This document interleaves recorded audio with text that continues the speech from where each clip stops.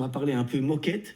Expliquez-nous finalement, c'est quoi le pitch de Composil? Ah ben voilà, écoute, Pierre, j'ai amené ma meilleure amie, dalle de moquette de bureau et chez Composil, on a décidé de prendre soin de nos amis.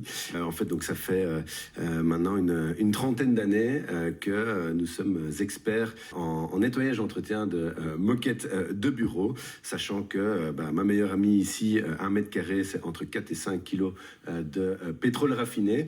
Donc c'est important d'en prendre soin, d'essayer de faire en sorte que la durée de vie soit la maximale possible.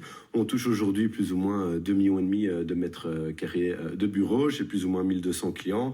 Leader en Belgique, France et Luxembourg, donc sur cette expertise-là. D'ailleurs, seule société en Europe à être certifiée par l'ensemble des fabricants de moquettes. Et en fait, avec une transition de business model, ça fait 2 ans maintenant qu'on a décidé d'aller plus loin dans un contexte d'économie de plus en plus circulaire, en utilisant notre expertise, en fait, pour valoriser les dalles de moquette. Pierrick, d'abord, pourquoi et en fait c'est quoi une dalle de moquette? Alors une dalle de moquette, justement, ce n'est pas un tapis plein ou un tapis tissé qu'on va retrouver majoritairement dans le résidentiel, dans les cinémas, les salles de spectacle. C'est une dalle de 50 par 50 qu'on retrouve majoritairement dans l'immobilier de bureau. Pourquoi c'est beaucoup utilisé en B2B dans les immeubles de bureau? Parce qu'elle présente l'avantage de pouvoir faire des patchworking, de pouvoir jouer avec des différentes couleurs, etc. Voilà, exactement. Et de pouvoir se changer, je suppose. Et de pouvoir se changer au cas où une dalle aurait un problème à l'utilisation suite à une tâche qu'on ne pourrait plus récupérer ou ce genre de choses. Si j'ai mis tout un rouleau de tapis, je ne sais pas venir redécouper, tandis qu'ici, c'est vraiment des dalles que l'on met et qu'on installe facilement. Quand même, alors je me tourne vers Geoffroy, question un peu simple, hein. À l'heure où on voit toutes les innovations en termes de vinyle, de parquet, de béton lissé, c'est quoi l'avantage en fait finalement du tapis, de la moquette et alors en plus, je veux dire, de la dalle?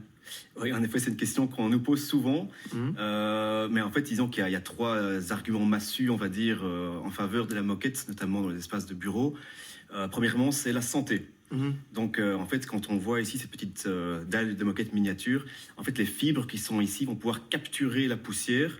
Là où, si je prends par exemple du béton lissé ou du parquet, si je frotte ma main dessus, les particules vont vraiment se répandre dans l'air. Et donc, en fait, le fait de capturer ces particules dans la fibre, ça va prévenir les maladies respiratoires. Le deuxième argument, c'est l'acoustique. Je ne vais pas faire de dessin.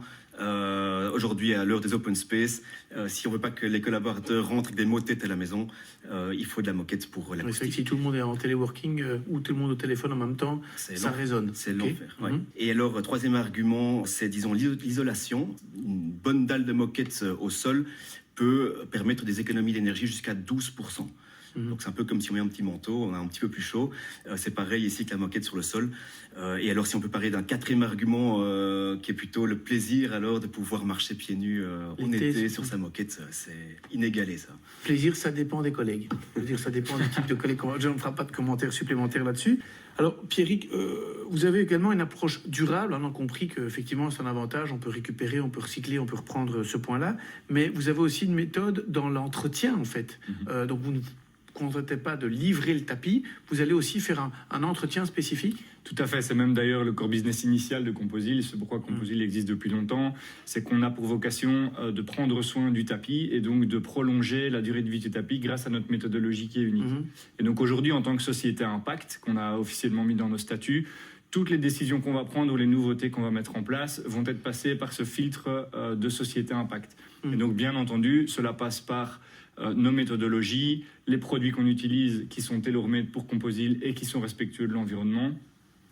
Ça passe aussi par tout ce qui est organisation du travail. Tout est organisé pour que toutes nos actions aient un impact environnemental positif. C'est intéressant, on parle donc de tout l'aspect durable du produit, tout l'aspect durable que vous amenez aussi dans l'entretien. Vous dites aussi que vous faites toute une série de choses dans vos équipes, dans vos bâtiments, pour vos équipes. Parfois, quand on dit durable, recyclage, etc., on dit plus cher. Plus cher aussi par rapport à un tapis normal, on va dire, un tapis en rouleau, d'autres choses. Est-ce que c'est encore plus cher d'avoir ce tapis recyclé, ce système de dalles? Et quand j'entends plus cher, permettez-moi de vous demander d'amener la nuance aussi, non seulement à l'achat, mais je veux dire à l'entretien global. C'est ça. Alors c'est une excellente question parce que souvent, malheureusement, on allie durabilité et un prix plus cher à payer. Alors c'est heureusement pas le cas chez nous, parce que aujourd'hui nos dalles de moquette de réemploi sont moitié prix des dalles neuves. La moitié du prix, ok, est très et pour intéressant. une qualité honnêtement Ok. super comparable. D'ailleurs, je vous mets au défi de déceler laquelle des deux dalles est celle de réemploi si je vous en montre deux. Et alors, ce qui est intéressant, c'est qu'on a un programme d'entretien chez Composil qui permet de doubler la durée de vie de ces dalles de moquette. Donc, si on prend en compte ce fameux TCO, Total Cost of Ownership, en fait, on tourne aujourd'hui à grosso modo 75 € du mètre carré pour des dalles neuves sans entretien Composil. Si on fait l'entretien Composil, alors on tombe à 63 € du mètre carré. Et si jamais on passe du réemploi, là on chute carrément à du 45 € du mètre carré, tout compris. Donc j'ai fait le calcul pour vous.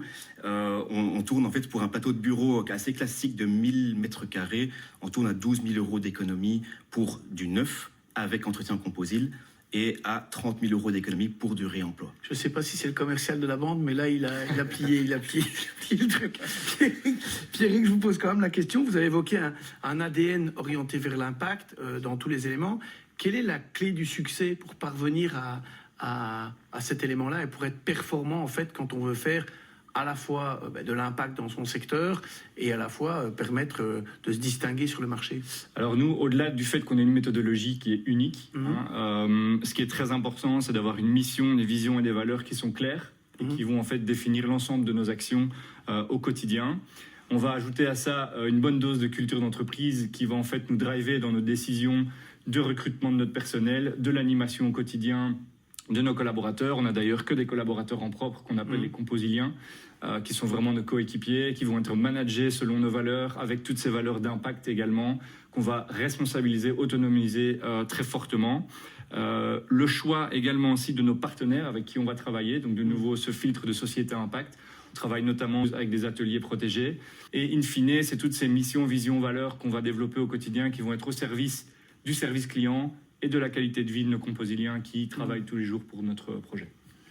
Intéressant de voir qu'on s'appelle les composiliens, de comprendre aussi toute la cohérence, comme vous avez dit, et finalement l'axe qui est vraiment dans la culture d'entreprise, dans la formation, dans la remise en question de chaque élément, donc pour créer de la valeur pour clients et pour vous-même. Quelle est l'ambition en fait qu'on plante aujourd'hui? Tout à fait. En fait, il faut savoir initialement qu'on est parti du constat que le secteur de la construction est un des plus gros consommateurs de CO2. Et donc, en fait, ici, quand il n'y a pas de valorisation de ces dalles de moquette, tout part à l'incinérateur. Donc, c'est utiliser du pétrole pour brûler du pétrole.